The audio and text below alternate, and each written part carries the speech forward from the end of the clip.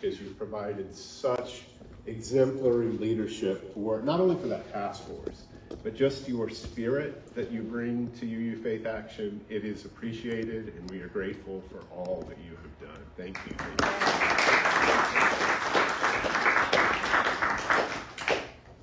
So one of the joys of the work that I get to do are services exactly like this. So I get to go all over the state to our UU congregations, and I get to meet with them and talk a little bit about the work that we do, which I think is incredibly critical work at all times, but perhaps is even more critical now, given what we likely face in the months and years to come. So UU Faith Action New Jersey was formed as the UU Legislative Ministries of New Jersey so many years ago. And the focus was that the UUs in the state, some of our congregations got together and said, we need a voice in Trenton. We need a voice advocating for UU values with our lawmakers in Trenton. So the focus of our work is primarily not federal work, but working specifically in New Jersey and at that state level. It's not that we aren't concerned with other things that happen on a per county or per individual congregation basis. Of course we are, right? But that there was this gap in the statewide legislation, because we believe that part of our calling as Unitarian Universalists is to make systemic change. It's not just to do what we can individually, but it's also to move the needle of justice longer term. And to do that requires working together. It requires working in collaboration. And so that is the work that we do. And it's my pleasure to get to go around the state and talk to people about the work that we do, which, as you heard, is currently focused in a few task force areas.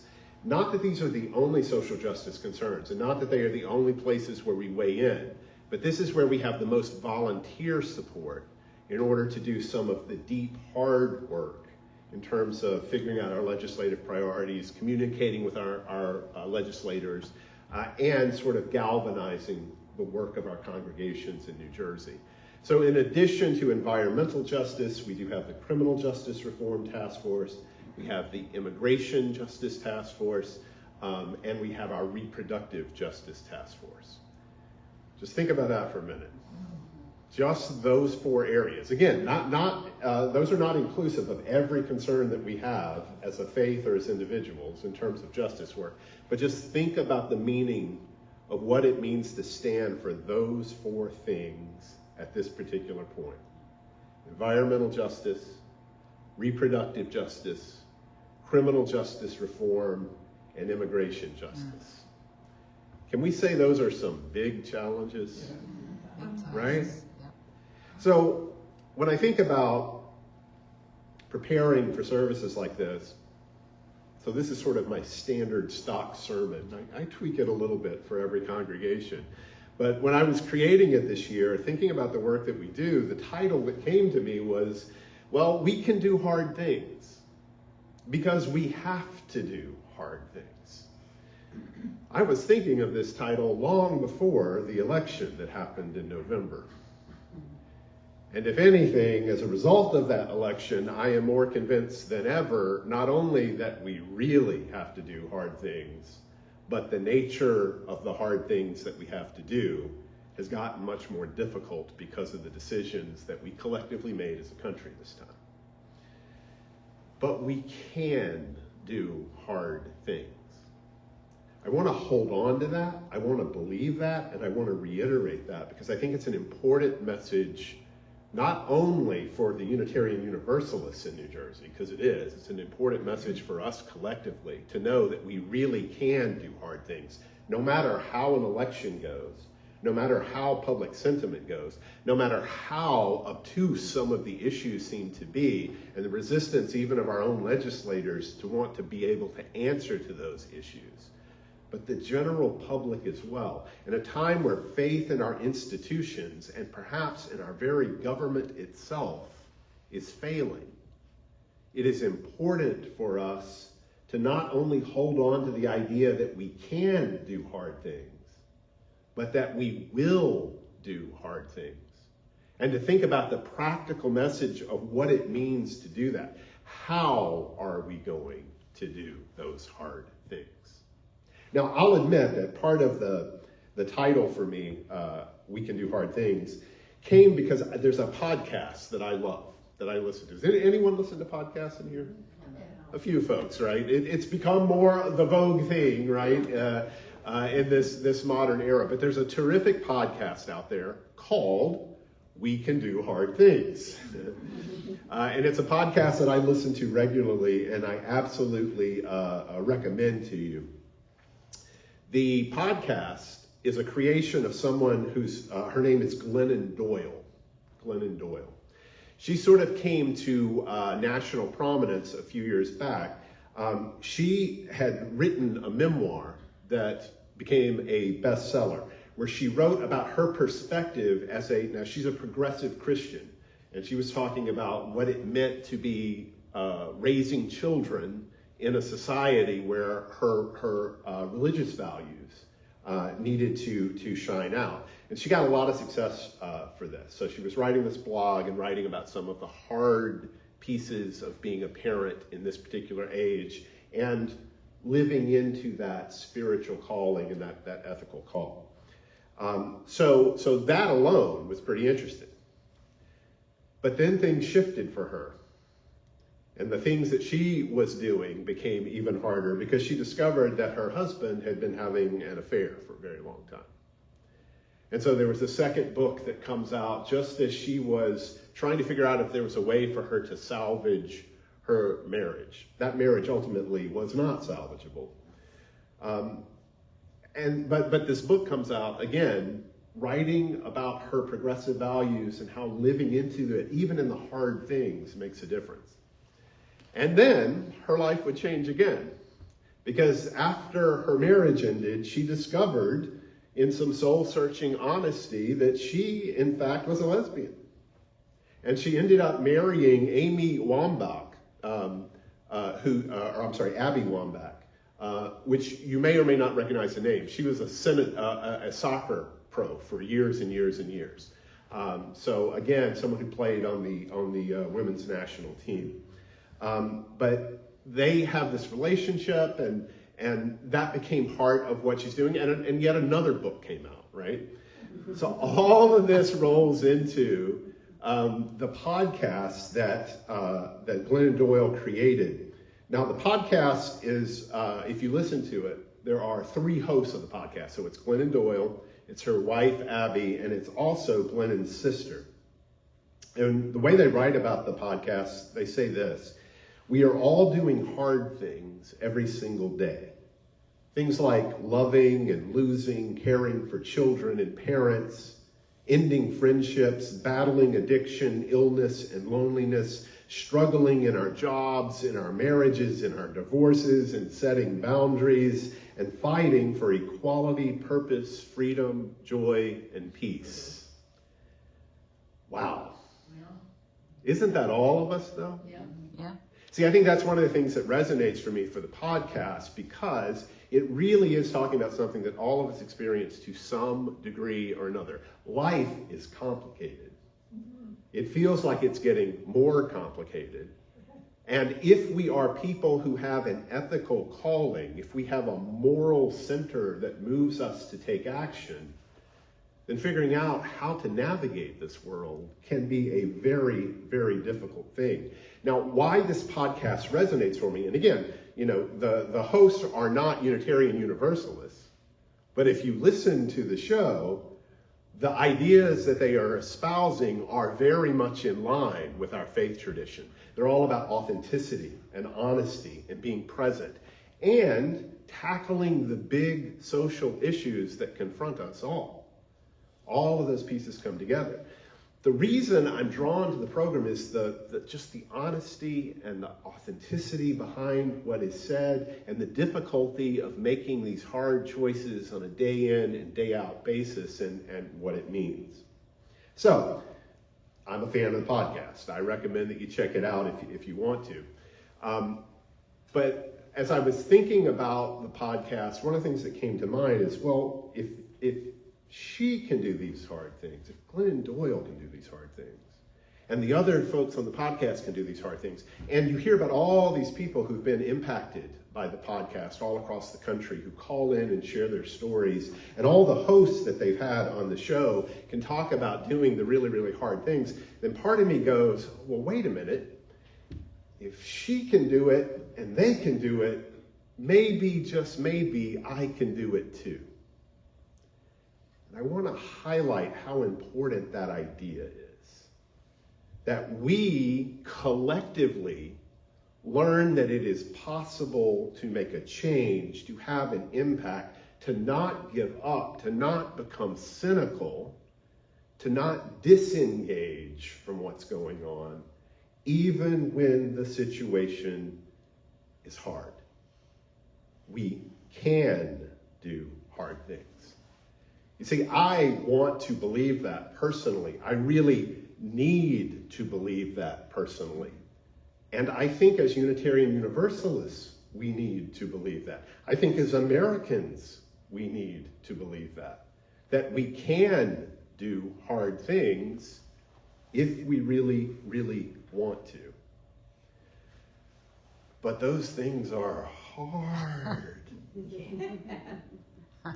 Just those 4 issue areas we talked about, the issues confronting New Jersey, right? Not even to think about the national or the global scale of it, but those issues are hard. They are very, very difficult. How hard are they? Well, there's this term that's been coined called wicked problems. Wicked problems. It must have been coined by someone from Boston originally, I imagine, right? Because the way they say something is wicked is completely in line with what we're talking about here. So I have a reading I want to share with you. This is from a book called New Strategies for Wicked Problems. Wicked problems are defined by 3 primary characteristics. They are unstructured, they are cross-cutting, and they are relentless. So we'll talk about those in more detail. They are unstructured, they are cross-cutting, and they are relentless. First, unstructured means that causes and effects are extremely difficult to identify and model. Thus, it adds to the complexity and the uncertainty, and it engenders a high degree of conflict because there's very little consensus on the problem or on the solution. Second, wicked problems are cross-cutting in that the problem space comprises multiple, overlapping, interconnected subsets of problems, and they cut across multiple policy domains and levels of government, right? So it's all interconnected, all woven together. Wicked problems, in other words, cut across hierarchy and authority structures and jurisdictions and political group interests. And the third thing, wicked problems are relentless. These are problems that are not going to be solved once and for all. That's really important. They're not going to be solved once and for all, despite our best intentions and resources directed at the problem. Efforts to solve wicked problems will have consequences themselves for other policy arenas. It's similar to a stone dropped in the water. The ripples spread rapidly to impact other issue areas, which adds even more complications to an already complex situation. So, this reading concludes, wicked problems present 3 particular challenges for us. This is what I want us to think about a little bit. The 3 challenges of truly wicked problems is we need more effectiveness, we need more accountability, and we need more democracy to solve them. Those 3 things, effectiveness, accountability, and democracy. Taken together, the challenges suggest the need for new problem-solving methodologies, processes, institutions, and decision tools that can integrate science and other knowledges and values possessed by the diverse stakeholders who are involved in these wicked problem settings. And so the question for us is, what might these new problem-solving methodologies be? In other words, if we have wicked problems, if we admit that they are wicked problems. Now, let's get very, very particular. Let's take one. Let's take environmental justice, right? So part of the problem with climate change is it's such a huge issue that, as we talked about, it's impossible to model every single piece, right? Science can tell us certain things, but it can't create a comprehensive model that clearly shows a one-way forward without any question mentality. It's really, really tough. Not only that, but talk about environmental and climate justice.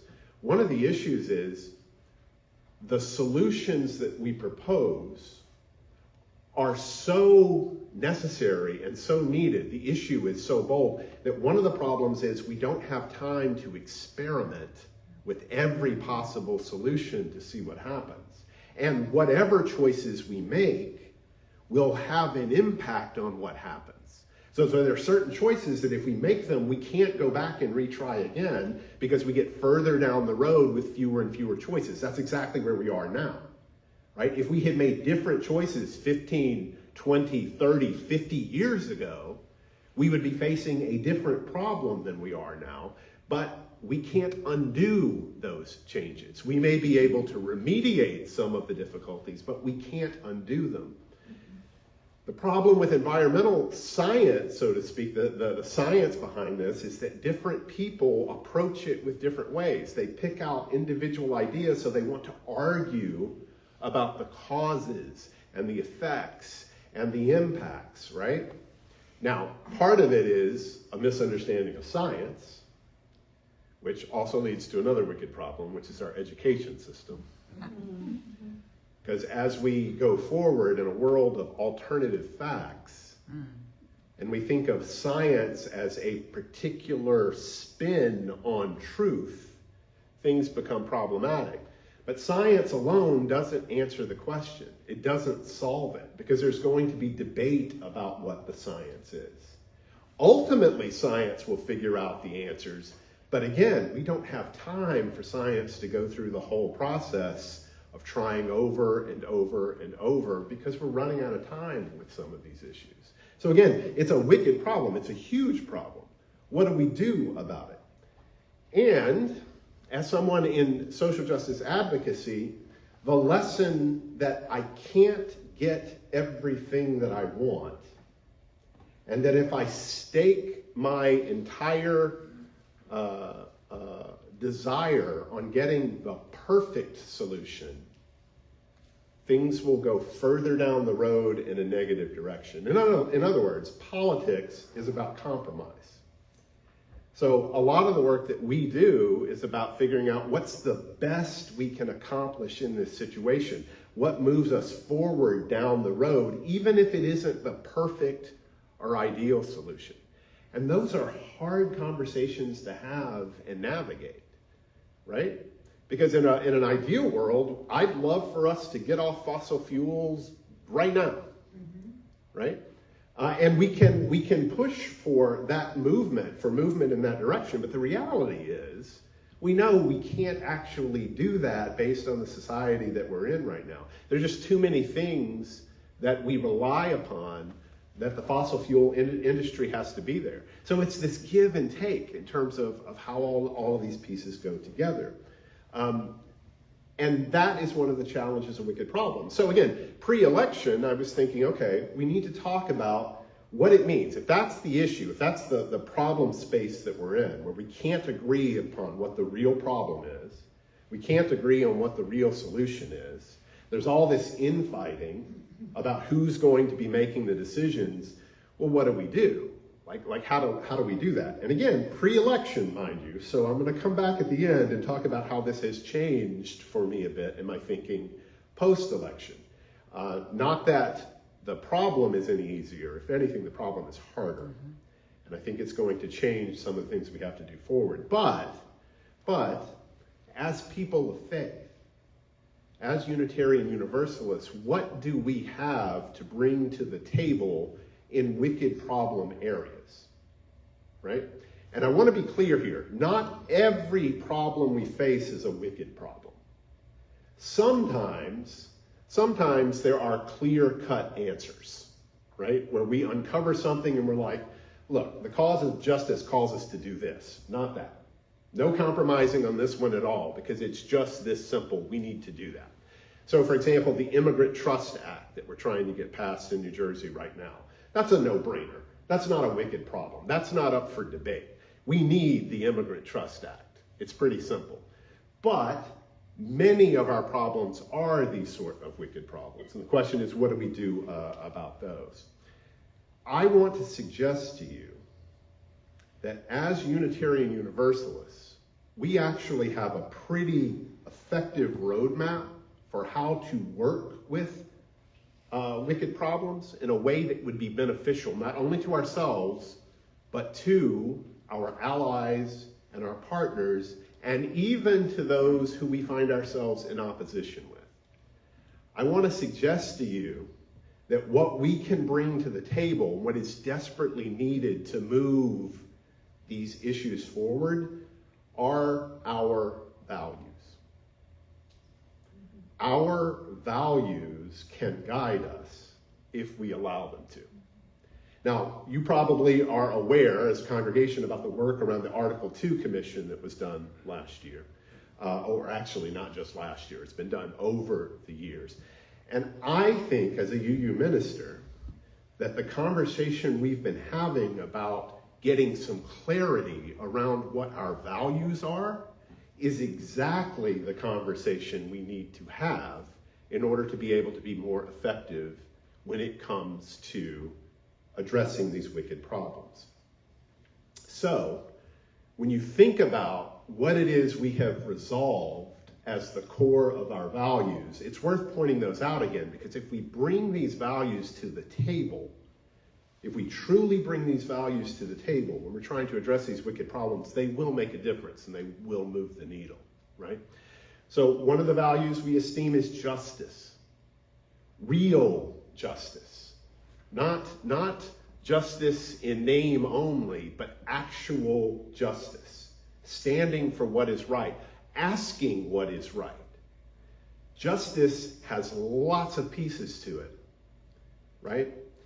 So for example, in our criminal justice reform work, one of the things that we're pushing for in New Jersey is called the Second Look Act. And one of the things the Second Look Act is, it would look at folks who've been incarcerated, most of them for more than 30 years, many of whom are now senior citizens in the prison system, are suffering from terrible health issues that are costing the state of New Jersey so much money, right? And statistically, these are folks that the professionals who do this work say that their risk of recidivism is zero. Not near zero. Like, these are statisticians, and they will tell you that the risk of recidivism is zero, right? So here we are saying, well, let's pass this second look at. Second look doesn't guarantee that everyone who's in that situation automatically gets out, but it ensures that everyone who's in that situation gets a second look in front of a judge with representation. Many of these young men who are sentenced to these long prison terms when they are in their early 20s and spend decades in the system that is broken and that we know is itself unjust. Right? That the racial inequality at play means that some people have a higher likelihood of avoiding the system entirely, and others pay the price. So this is one of those places where justice tells us what to do. Justice guides the way. Another value for us is equity. Right? What does it mean to be equitable? Equitable doesn't mean everything is equal. Equitable means that everyone has a chance at the table to get what they need, to bring what they need. And this is one of the most important things that we can do as Unitarian Universalists. Sometimes we do this well. Sometimes we don't. But when we are with other groups, this is one of the things that we can do really, really well. We can always ask the question, who's at the table and who isn't? Because in order for these wicked problems to move forward, they're not going to be solved by some authoritarian government making the choice for what has to happen. They're only going to be solved when everyone who has a stake in the problem has a voice at the table. So for us, equity is an important part of it. It means in all of our relationships and all of our conversations, we as Unitarian Universalists should be asking the question, who's at the table and who isn't? And how can we make sure that more people are at the table? Anytime we stand for more people being present in the decision-making process, we will have increased the chances of getting to a solution. Will it be messy? Yes. Will it take a lot longer? Yes. But it is the only way to make systemic change. Who's at the table? We can ask that question, but it means we have to ask it of ourselves too. So justice, equity, transformation is one of our values. That's such an important value because transformation says that as a people of faith, we believe that change is not only possible, it is necessary. That something cannot just be moved around from one thing to another, but it can become something else. That you and I individually can be transformed.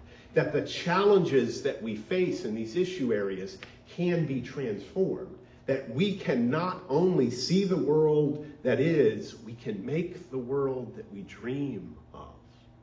We can bring hope to the table if we bring our value of transformation with us. Justice, equity, transformation, inclusion, right? Back to the idea of who's at the table, who isn't. Because here's the thing, that was a beautiful song at the beginning, Linda. That was great, right? And it asks the very question of who's being included. Because if you aren't thinking that it matters when they come for any group, it's only a matter of time until that group that they're coming for expands to include you. The inclusiveness is such an important part of this, and this is something we have been struggling with in Unitarian Universalism. It's something we've been working through in the last few years, drawing our own tents wider. A really good example is the work we've done in the LGBTQ space as a faith movement, of really reaching out, being inclusive, and recognizing that every single individual is sacred, right? And that we have a responsibility collectively to include everyone in what we do. So inclusiveness is something super, super important for what we do. Justice, equity, transformation, inclusion, and generosity. Generosity? What are we talking about here? Well, we mean by generosity, I hope, in the fullness of our faith, all the things that that word can mean. Does it mean that we put our money on the line? Yes. It means that how you spend your resources, your financial resources, makes a difference. What you do as a consumer makes a difference. Every choice you make makes a difference. Where you give your money makes a difference. But it's not just your money. It's also your generosity of time. Where you give your energy and your efforts. Where you show up to be a part of what's going on. And it's your generosity of spirit. What a difference it makes in coalitions when there's someone there who's always opening the door for the heart to be wider. We, at our best, are equipped to do those things in those spaces by going back to our values. So those are our values: justice, equity, transformation, plural. Oh, I left out pluralism. Pluralism is an important one. Pluralism is the idea that it's not just one way, right? It's like we come together as people of faith with lots of different backgrounds, right? You may bring with you a background that's rooted in Christianity or Buddhism or atheism or agnosticism or Jewishness, whatever. You bring that together and we have space for it because we believe that the more that's included, the better off we are. All of those values are key, I think, to how we approach these issues. But the most important is the rooting of all of those values, because we say it now, we say it unequivocally, that everything is centered in love. That those values of justice, equity, transformation, pluralism, inclusion, and generosity, they actually don't mean anything unless all of those choices are centered in love. Now, I have heard from some folks, post-election especially, now, Charles, I know you put out all these emails about how we have to be centered in love and all of that, but don't we need to get a little more strident here? Don't we need to do more than just say we're going to love our way through this? My answer is no. Love is the answer. We got to be clear on what kind of love we're talking about. I'm not talking about an emotion. I'm not talking about a feeling. I'm not talking about well, let's all just be nice to each other and hope that it's going to work out. Real love always brings accountability. Real love always brings accountability. Because if we are bringing our loving selves, there are things we cannot allow to pass.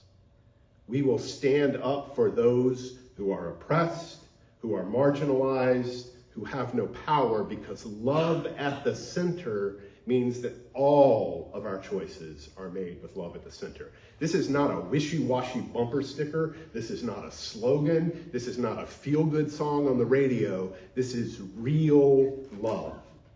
Love that makes a difference. And in a divided political world, we desperately need this idea. We need to bring it back that all people are worthy. Now, that doesn't mean that we allow for bad things to happen because some people are acting inappropriately. Because if any of you who are parents, have been parents or grandparents, or have had any relationship with anyone else, like I think of teachers in the school systems, you know that real love sometimes means that you've got to draw lines and boundaries, and you've got to say, we're going to do this, and you have to stop doing what you're doing. That's the kind of love that I'm talking about. A love that requires us to make a difference. A love that requires us to stand up and do the right thing. Love at the center, based on our values, can be a path forward to solving some of these wicked problems. Does it make it easy? No. Does it guarantee success? No. But without those things, I can guarantee you that solutions are more elusive, are further down the road, and are less likely. This is what we can bring to the table. Now, I said my thoughts have shifted a little bit post-election. And they have, because the difficulty is even greater. I still believe we have to bring those values to the table, absolutely. I still believe everything we do has to be grounded in love. But I think we need to get smarter about how we're going to do this. I think it's absolutely essential in the time to come. There is a little book that I want to recommend that you get. I'm treating this like my Bible. I'm walking around with it. I left it at home. I was going to bring it so I could actually show it to you today. But I'm reading this book over and over again. It's it's short, it's an easy read, but I want all of us to read it.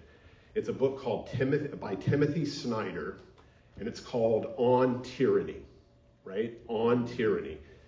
I don't care where you get it. Like, if you don't want to shop from evil Amazon, fine. Find a local bookstore, whatever.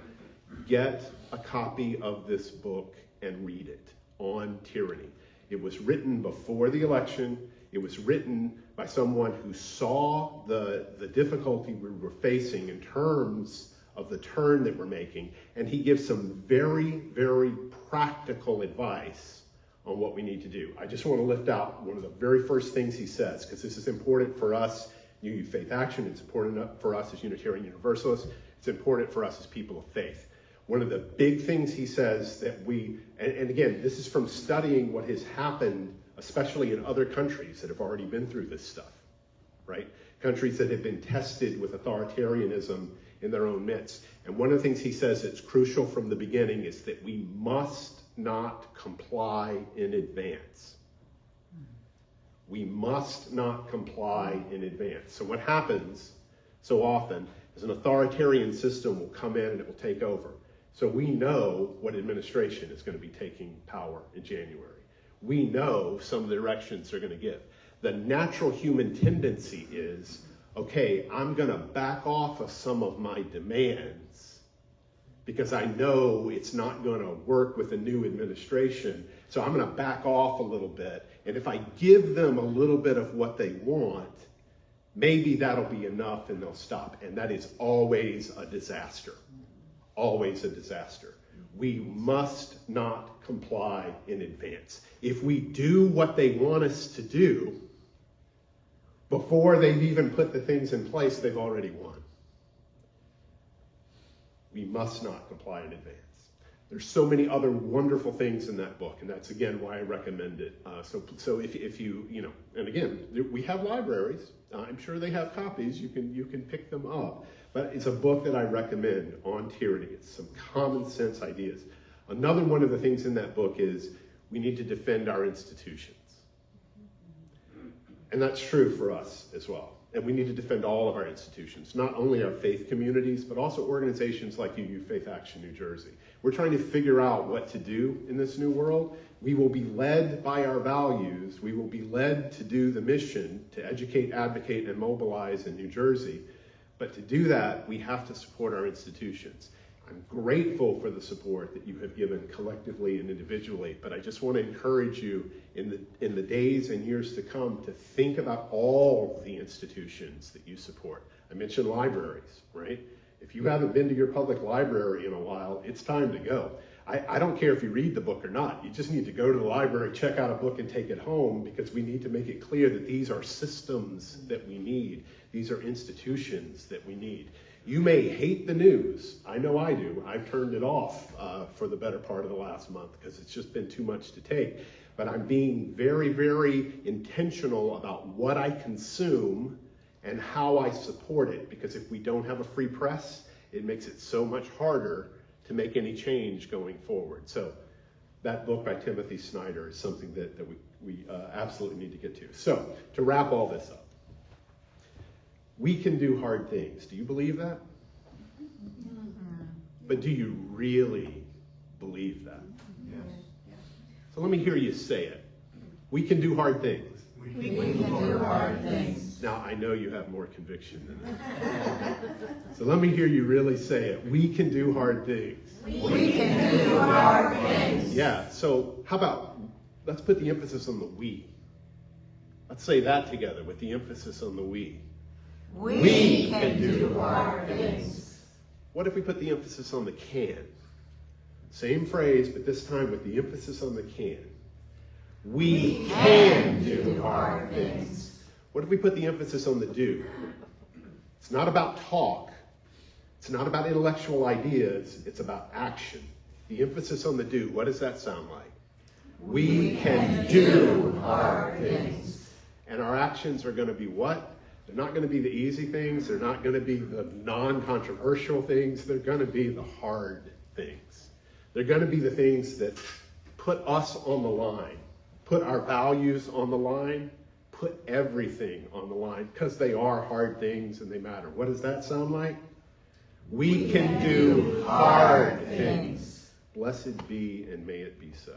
Blessed be.